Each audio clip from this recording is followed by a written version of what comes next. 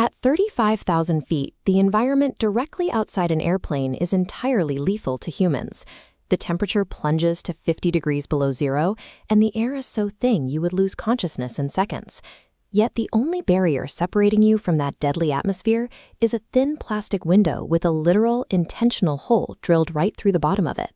If you've ever stared out at the wing for long enough, you've probably noticed this tiny pin-sized opening.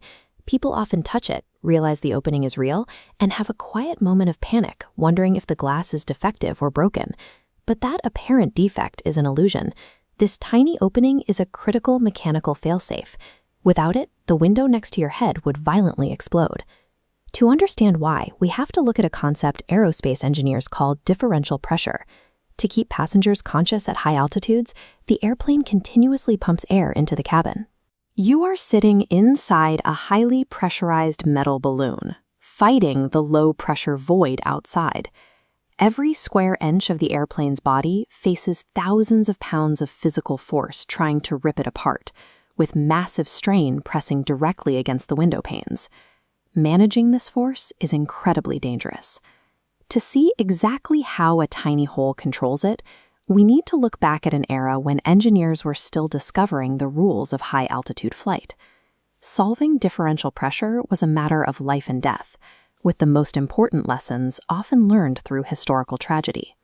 In the 1950s, the world entered the jet age with the Havilland Comet, but soon after, these planes experienced catastrophic mid-air structural failures. Investigators traced the failure to the square windows. Every time the plane pressurized, immense physical stress concentrated at those four sharp corners. This repeated cycle caused microscopic metal fatigue to develop, ultimately tearing the fuselage open. Modern aircraft avoid this by using the smooth, curved oval windows we see today, which allow that pressure to distribute evenly across the hull. Redesigning the window's shape solved the problem for the metal fuselage, but the window itself, the transparent barrier, required its own internal mechanical logic to handle the pressure safely. Today's windows are triple-layered. The inner pane is a non-structural shield. The outer pane is the structural powerhouse taking the brute atmospheric force. Between them is the middle pane, a backup system engineered to take over if the outer pane fails. This is where the bleed hole does its job. Without it, trapped air would force both windows to share the burden, weakening the structure. Instead, cabin pressure flows through the middle pane's hole, resting entirely against the outer pane, like a pressure relief valve. Because of this opening, the outer window does the heavy lifting. The middle backup pane experiences zero stress, staying structurally perfect and ready to save lives. Pressure isn't the only threat to the window. There is also the problem of extreme temperature.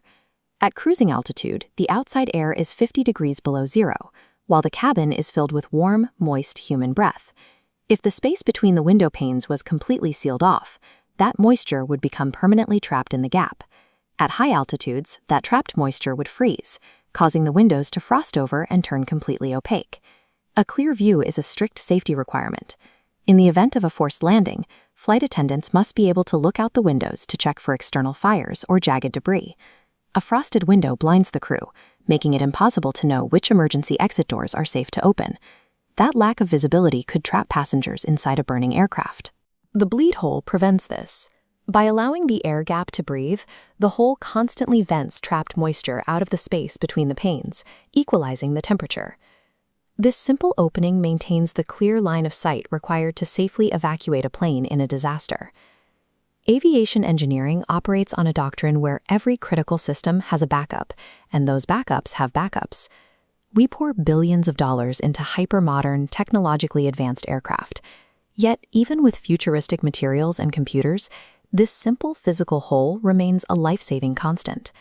The weakest-looking part of the fuselage is a special